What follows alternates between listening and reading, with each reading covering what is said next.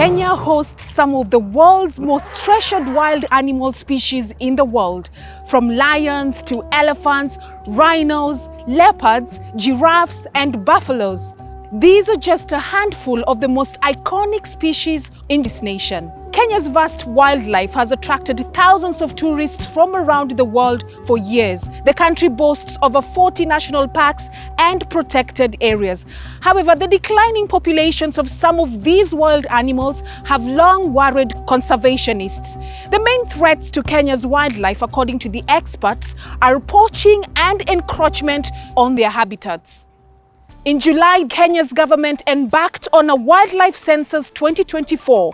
It aims to identify wildlife regions and monitor the behavior and movement patterns of the animals, especially those at risk of extinction. Kenya first carried out its animal census in 2021 with a commitment to do it after every 3 years, according to the Kenya's Wildlife Research and Training Institute, WRTI. Kenya used to count its most vulnerable animal population, such as rhinos and elephants, from time to time. However, the 2021 census was the first nationwide systematic animal headcount. We just want to understand why the numbers are behaving the way they are behaving. We want to see whether the numbers have increased, whether they have decreased. And if they have decreased, we want to see whether we can be able to relate with any particular reasons as to why there is such an increase or a decrease. We have different kind of species that we are counting. We are counting from the size of the elephant to the grand gazelles. We have both large and medium-sized animals that we are counting.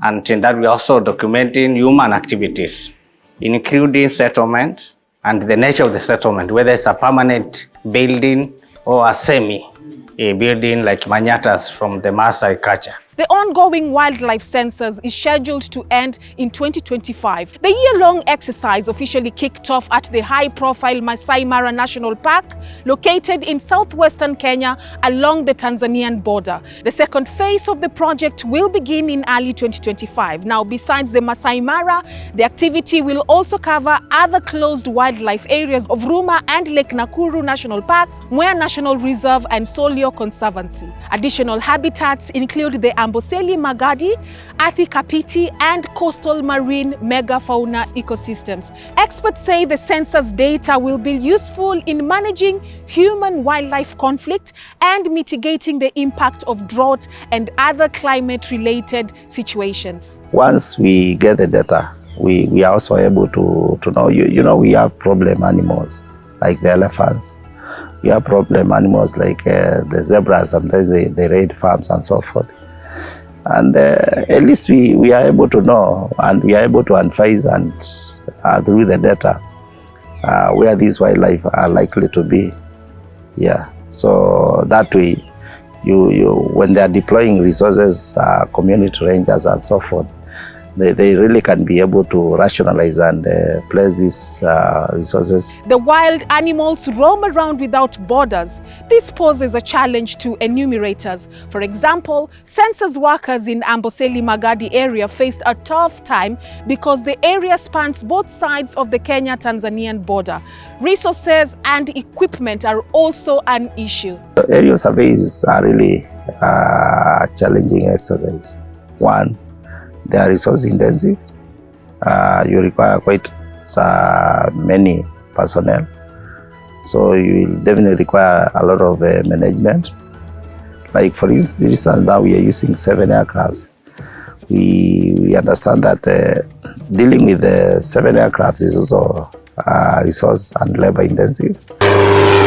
These parameters are: 1, the speed of the aircraft, which should be maintained within 180 kilometers per hour average. And also the height of the plane, which should be maintained at around 300 to 350 feet above ground.